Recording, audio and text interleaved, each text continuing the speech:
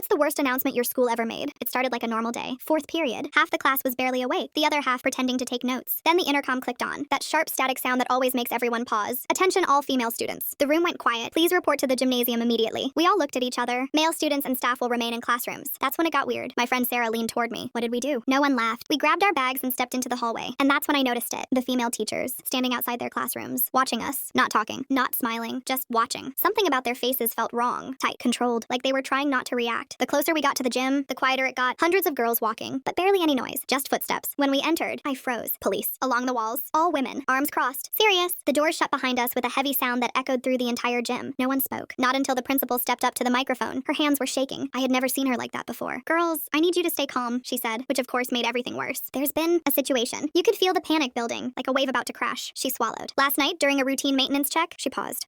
Hidden recording devices were found in multiple girls' areas across the school. For a second, no one reacted, like our brains refused to process it. Then the whispers started. Fast. Sharp. What does that mean? Where? For how long? The principal continued, voice barely steady. We don't yet know how long they've been there. That sentence? That was the worst part, because suddenly every memory felt wrong. The locker room, the bathrooms, every normal moment didn't feel normal anymore. One of the officers stepped forward. We need your cooperation, she said firmly. You'll each be asked to provide a quick identification sample. We were lined up, one by one. No phones, no talking, just quiet fear spreading through the entire room. But then, something changed. When I got closer to the front, the officer checking names paused, looked at her clipboard, then at me. You'll need to step aside, she said. My heart dropped. What? Why? Just come with me. She led me into a smaller room, and I wasn't alone. About 15 other girls were already there, all sitting in silence, all looking just as confused as I felt. One of them whispered, "Do you know what this is?" I shook my head. No one knew, until the door closed, and another officer spoke, carefully, like she was choosing every word. Your names were found in a separate file. The room went still. What file? Someone asked. She hesitated, then said, "A list of specific individuals." My chest tightened. Why us? I asked. She didn't answer right away, and that silence said everything. Then it hit me. Slow, cold. Every girl in that room, I recognized them. Not from class, not from clubs, but from somewhere else. The same place, the same group, the same events. And then I realized we had all been invited to the same private parties. The ones everyone thought were exclusive, the ones run by him. My stomach dropped, because I already knew before she even said it. Hours later, we were all called back into the gym. The principal looked like she hadn't slept in days. They've identified who was responsible, she said. The entire room held its breath. One of the individuals was a member of our staff. Murmurs spread, but then she added, "and a student." That's when the room broke, because we all knew what that meant. She closed her eyes for a second, then said the name, and it felt like the floor disappeared under me, because it wasn't just someone we knew. It was someone we trusted, someone popular, someone everyone liked, someone who had access to everything. And standing there, surrounded by hundreds of people, I realized something I still can't forget. The worst part wasn't the announcement. It was realizing it didn't come out of nowhere.